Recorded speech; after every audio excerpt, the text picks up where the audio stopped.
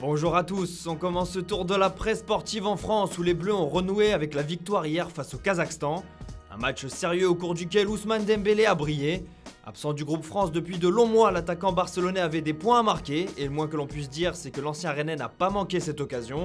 Une prestation saluée à travers l'Europe en commençant par l'équipe qui titre ce matin Dembélé Kazakh bleu. Buteur en début de rencontre et remuant tout au long du match, le joueur de 23 ans fait aussi les gros titres du progrès. Le quotidien régional met en avant un Dembélé qui pique à nouveau. Même son de cloche en Espagne où Mundo Deportivo prend également le parti de saluer le but du joueur du Barça avec sa sélection en une ce matin.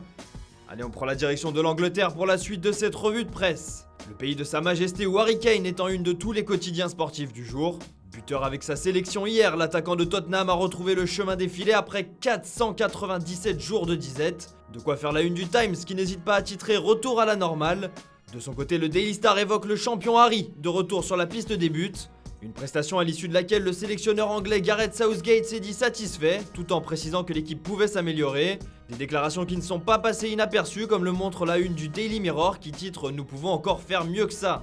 Des éliminatoires pour le mondial qui ont été marqués par la fin de match entre la Serbie et le Portugal samedi soir.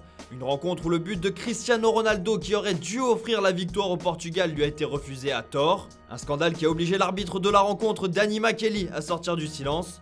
Contacté par le journal portugais A Bola, le néerlandais a demandé pardon au sélectionneur Fernando Santos ainsi qu'à l'ensemble de la sélection portugaise.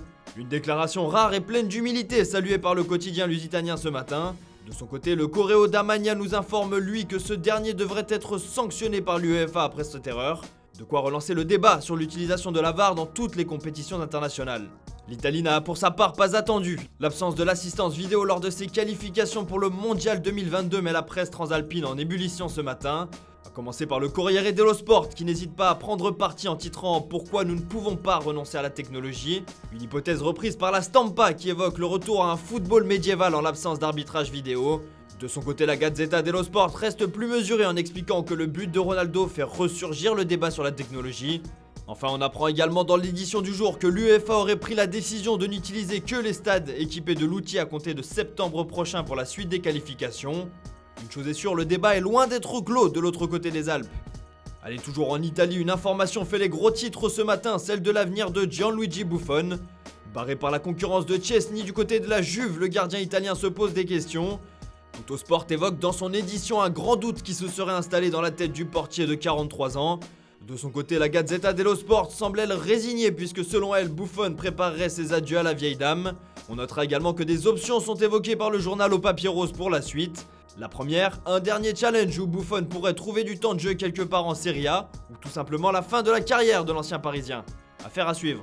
Enfin, on termine ce tour de la presse sportive européenne en Espagne où le dossier Erling Haaland ne cesse de connaître des rebondissements. Alors que certains journaux espagnols estimaient que le Real Madrid pouvait avoir une longueur d'avance dans le dossier, Sport nous révèle ce matin que le Barça serait très bien positionné. Le quotidien catalan évoque même de l'optimisme chez les Blaugrana quant à une signature de l'international norvégien dès cet été. Un transfert qui pourrait être estimé aux alentours de 150 millions d'euros et qui permettrait à Ronald Koeman d'enfin trouver son numéro 9 tant espéré. Reste désormais à savoir si le Barça arrivera à devancer ses concurrents en juin prochain. Un combat loin d'être remporté alors que les deux Manchester, Chelsea ou encore le Bayern se montrent eux aussi de plus en plus pressants. Voilà, c'est tout pour aujourd'hui, merci pour votre fidélité, bonne journée à tous et rendez-vous dès demain matin pour une nouvelle revue de presse.